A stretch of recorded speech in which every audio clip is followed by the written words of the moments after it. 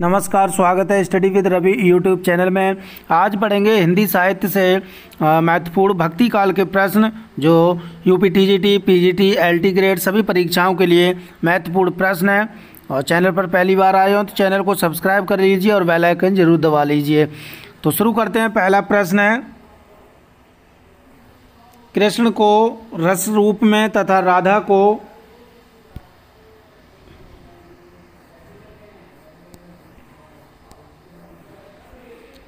कृष्ण को रस रूप में तथा राधा को रति रूप में किस संप्रदाय में माना गया है? कृष्ण संप्रदाय में, निम्बार्क संप्रदाय में, वैष्णव सहजिया संप्रदाय में या फिर राधा वल्लभ संप्रदाय में? तो इसका सही आंसर हो जाएगा कृष्ण को रस रूप में तथा राधा को रति रूप में जो माना गया है वो वैष्णव सहजिया संप्रदाय में। अगला प्रश्न है, हिंदी में कृष्ण को काव्य का विषय बनाने का श्रेय सर्वप्रथम किस कवि को है? सूरदास को, विद्यापति को, नंददास को या फिर वल्लभाचार्य को? तो इसका सही आंसर है, हिंदी में कृष्ण को काव्य का विषय बनाने का श्रेय जाता है वो जाता है विद्यापति को।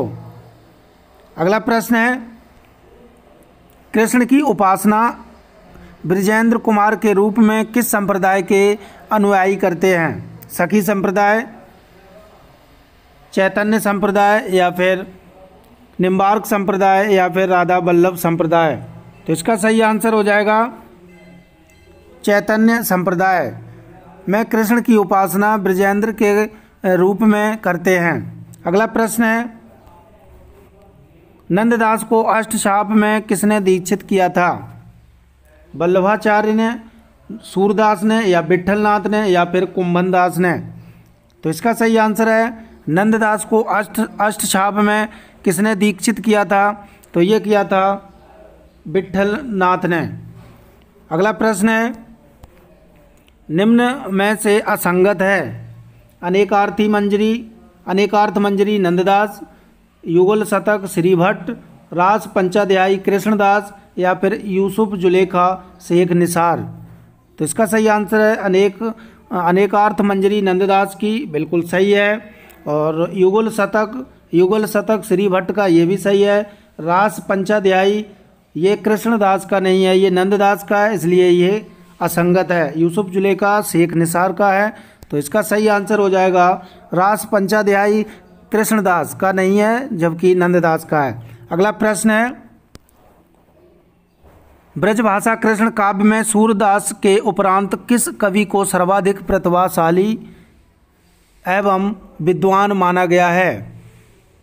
रसखान को, नंददास को या फिर कृष्णदास को या चतुर्भुजदास को? तो इसका सही आंसर हो जाएगा नंददास को।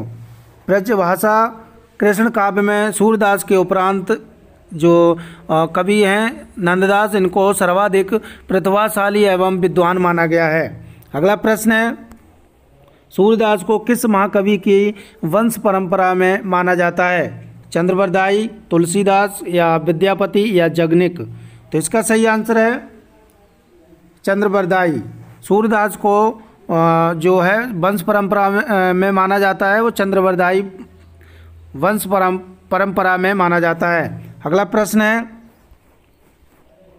किस कृष्ण भक्ति कवि ने 42 ग्रंथों की रचना की? सूरदास, नंददास, ध्रुवदास या फिर रसखान? तो इसका सही आंसर हो जाएगा जो कवि हैं 42 ग्रंथों की रचना की है जो की है वो की किसने? तो ये ध्रुवदास ने। अगला प्रश्न है, गोकुल सवै गोपाल उपासी यह पद किसका लिखा हुआ है? गोकुल सवै गोपाल उपासी यह पद किसका लिखा हुआ है? सूरदास का, मीरा का, रसखान का या फिर ध्रुवदास का? तो इसका सही आंसर हो जाएगा सूरदास का। अगला प्रश्न है, सूरसागर कैसी चली आती हुई गीत काव्य परंपरा का चाहे वह मौखिक ही रही हो पूर्ण विकास सा प्रतीत होता है, यह कथन किसका है?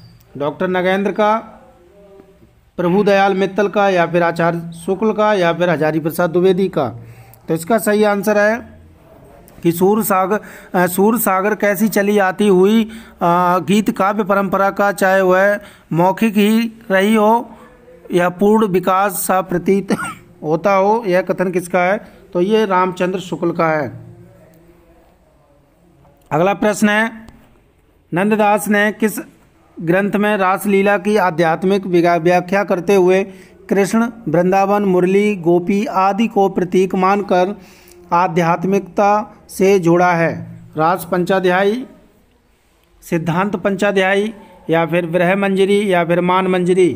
तो इसका सही आंसर हो जाएगा सिद्धांत पंचाध्यायी को नंददास ने रासलीला की आध्यात्मिक व्याख्या करते हुए कृष्ण, वृंदावन, मुरली, गोपी आदि को जोड़ा है, प्रतीक मानकर जोड़ा है। अगला प्रश्न है, रास पंचाध्यायी में किस छंद का प्रयोग किया गया है? सवैया का, पद का, दोहा का, या रोला का? तो इसका सही आंसर है रास पंचाध्यायी में जो छंद प्रयोग किया गया है वो है रोला। अगला प्रश्न है, ध्रुवदास किस संप्रदाय के कवि हैं? वल्लभ संप्रदाय के, निम्बार्क संप्रदाय के, या फिर राधा वल्लभ संप्रदाय के, या फिर चैतन्य संप्रदाय के? तो इसका सही आंसर है जो ध्रुवदास थे वो थे राधा वल्लभ संप्रदाय के। अगला प्रश्न है, रसखान की किस रचना में राधा कृष्ण को माली मानकर प्रेमोधन का वर्णन करते हुए प्रेम के गुण तत्व का सूक्ष्म विवेचन किया है? प्रेम वाटिका में, सुजान रसखान में, या फिर अष्टछाप में, या दान लीला में? तो इसका सही आंसर है प्रेम वाटिका में। प्रेम वाटिका में रसखान ने राधा कृष्ण को माली मानकर प्रेमोधन का वर्णन करते हुए प्रेम के गुण तत्व का सूक्ष्म विवेचन किया है प्रेम वाटिका में।